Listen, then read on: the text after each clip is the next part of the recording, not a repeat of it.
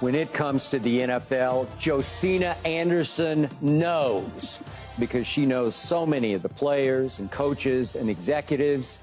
You've seen her for years on ESPN, and now you get to see her, and I get to talk to her right here on FS1. Welcome, Josina, and good morning. What's up, Skip? I appreciate it. Good morning. Okay, Thanks for having me on. I am looking forward to this. Let's start with the Baltimore Ravens. You know Odell, you know Lamar, you know that Ravens locker room. What are you hearing, seeing, feeling about these Ravens? What I would say, Skip, is after, being there for the joint practices against the Commanders, that I'm already sensing a very special energy brewing beneath the surface. Now, I'm not ready to call it a hurricane, but I would say that it is at least synergistic. And the reason why I'm saying that is this, because we know that a team's success is not just predicated upon the collection of talent. It is also, Skip, about the blend of personalities. And if you let me use this example, last year I was covering the Eagles a whole bunch of times.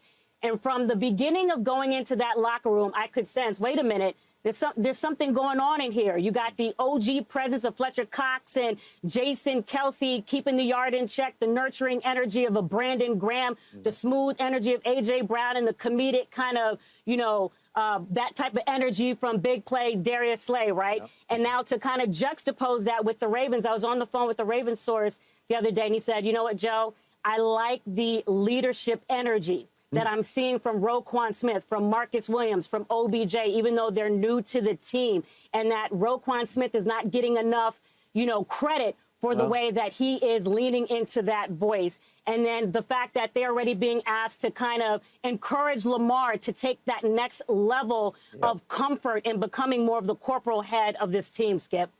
Okay, you know Odell. Let's talk Odell for just a moment because he's going on 31 years of age in November.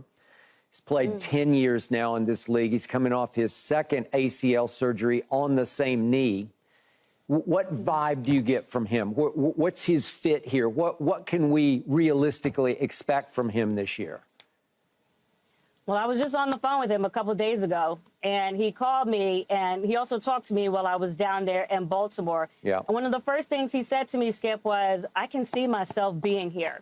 And the other thing he was telling me, he was just excited because he was like, Joe, I feel like I'm ready to explode, just after all the work that he's done coming back from the second ACL. He knows where his body needs to be. And even I was a little bit weary with him when I saw the video coming out of the workout that he did for teams in Arizona as far as his second level speed. But now he feels like it's coming together and he's getting that confidence going up against even the other talent that they had, obviously, against the Commanders when they had that joint practice.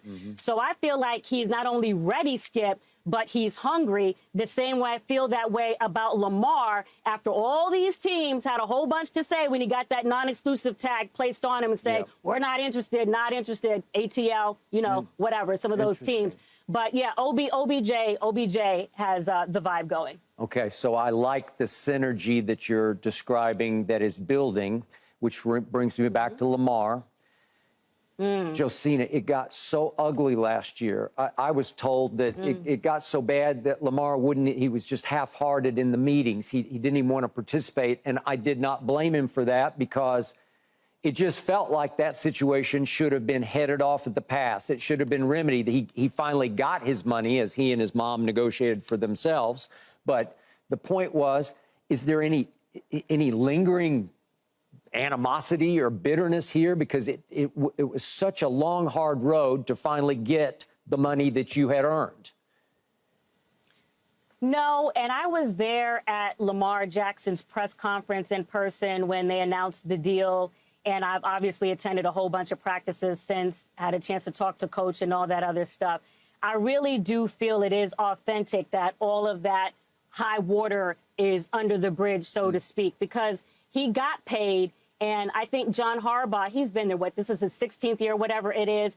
He does a good job of staying connected with the guys, being what I call hoodie John when he needs to be, and not afraid to talk to the Ray Lewises and the T. Suggses of the world, but also knowing the right time to kind of lead into a guy and check in with him. And he did do that periodically, even when it was getting a little toxic, in the talks or what have you. Yeah. So I don't sense that. What I do sense, what I was just told yesterday is that they said, Joe, we already see Lamar Jackson's energy dialing up another notch because he senses that we're that much closer to the regular season. And he is ready to make that statement to people who were kind of I think it's really more about that, as far as reminding folks that he is still on this stage and can still get it done. Okay. And is he, bottom line, satisfied with the deal he finally got? He's $185 million. Of course, Deshaun got $230 million. It was an aberration, outlier, but $230, and Justin Herbert got $219. So now he's the third highest in guaranteed. He's cool with that?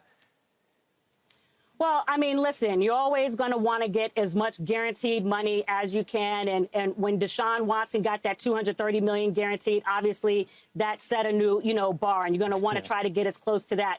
And the money should raise each time that a quarterback comes to the table. And that's why you see Justin Herbert at a $52 million average per year.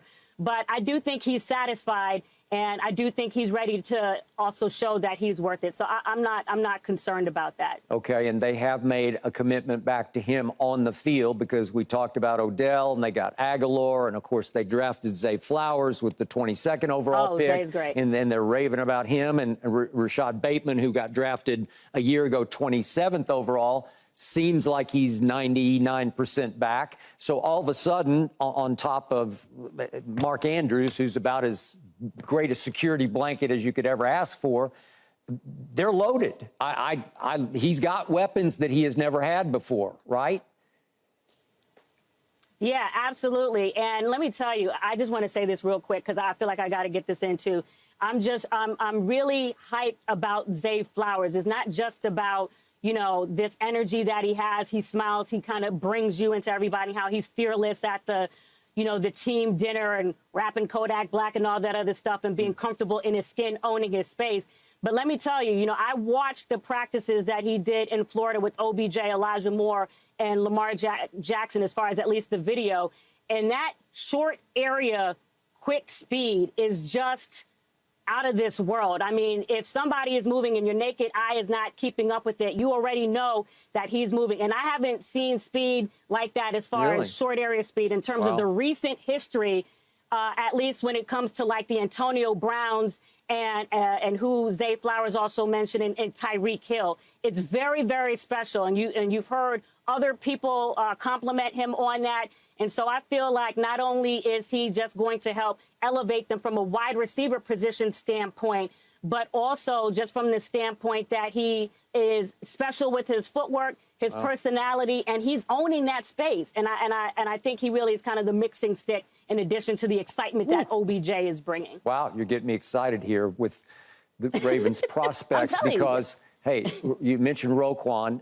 They're going to have a top 10-ish defense. They ranked, 7th last year. They're good enough on defense to be a Super Bowl team if the offense can measure up. And now it looks like it has the potential to be explosive. So am I crazy to lean toward picking Baltimore to win the AFC?